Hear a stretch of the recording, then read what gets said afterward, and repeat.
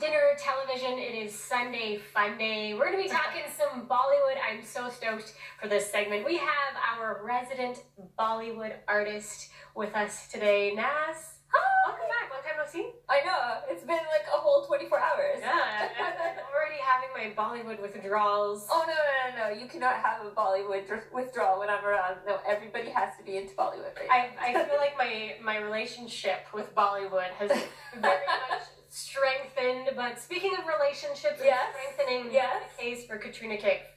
No, well, actually, it's interesting.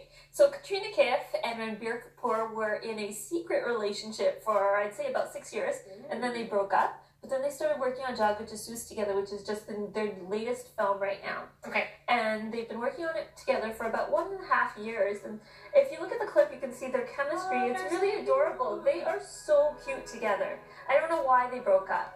But it leads to the question, can exes really be friends? And especially in entertainment, can exes really be friends? And these two have made it so, at least I hope it's all real. I hope it's not just for the cameras, but they made it so. It looks like exes really can be friends.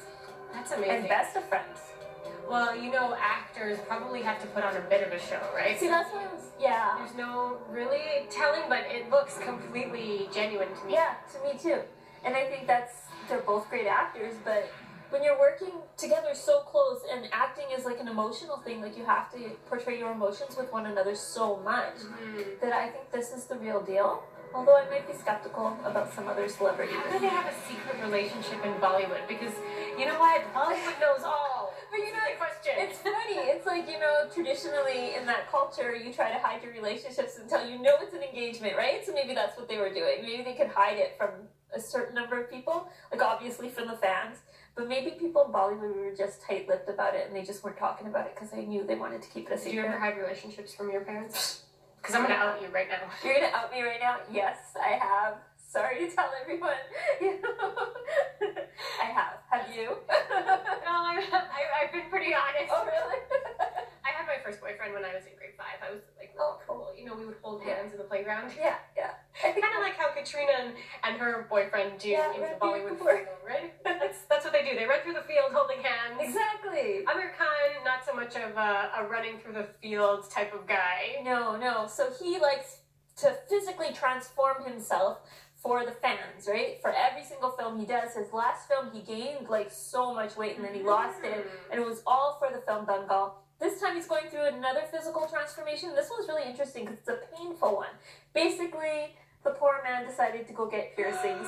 Now, nose piercings and ear piercings like that are not uncommon in India. I mean, everybody has a nose piercing. Oh, it looks so painful though. I know, it does look really painful. And this poor man never had a piercing before. So he's going through a lot of sleepless nights, you know, a lot of hair and makeup. At night, you know? I know. Well, hair and makeup, whenever they touch him, he's in a lot of pain. He's screaming on set, and he says that he can't sleep on his whole right side. Like, look at his right side. That's where all the ear piercings are. Have you not heard of clip-ons? That's the thing. When I was researching this, I was like, why, poor guy, why didn't he just pick clip-ons? We would have liked his performance just the same. We wouldn't have known any better. Yeah, why did he go through this? I'm sure there's even like magnetic earrings that he could have probably put. Definitely, he could have definitely put like those little magnet things that we used to put in when we were kids. But I guess that just shows the caliber of his nature, right? And his he doesn't want to fake anything. And go big, go real, or go home.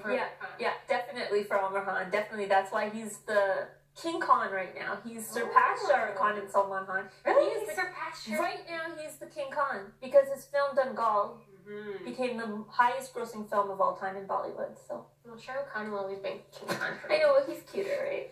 He's an adorable lover boy in every film. Okay, speaking of cute, you have one more Bollywood movie-esque story for us. So, okay, this one is called The Black Prince, and it's actually a story about a Punjabi person, and that doesn't happen that often in the world of Bollywood. And it's really interesting. It's actually the life and story of Maharaja Dalip Singh, who was the last Sikh royalty before the British took over. So basically, he was crowned as a royal when he was 5 years old. And then he was taken away from his family, his mom, and he was taken to Britain. and there he stayed with Queen Elizabeth. She took a liking to him. Cool. He baptized him into Christianity, and this all happened when he was about 15 years old. And then 15 years later, he actually met his mom one more time, and he learned about Punjab, and he learned about his legacy and his history, and he spent the rest of his life trying to get back what he lost. So essentially trying to get the Sikh throne back. This movie really piques my interest. I know we have a clip of it. Let's watch. Yeah. Okay, let's take a look at it. The government of India wants to get rid of me and my family. I will not vanish without a fight. अपनी तलवार उठा ते अपना राज वापस हासिल कर। Crazy. That's got some seriousness behind it. Is that the kirpan? That sword? Yeah, I think that is. Again, practicing my words. That's awesome. Homework for you. That's awesome. Thank you for doing the homework. So when does this movie come out? Do So you know? this movie just first released at the IFA Awards in New York on July 21st. And I do want to mention the soundtrack for this one. So this is a Canadian-made, North American-made film. So the people... Best music is Canadian music. Yeah, and it's actually really interesting. Nelly Furtado created a song. Tisha Campbell-Martin, do you remember her? Yeah. And Talib Kweli.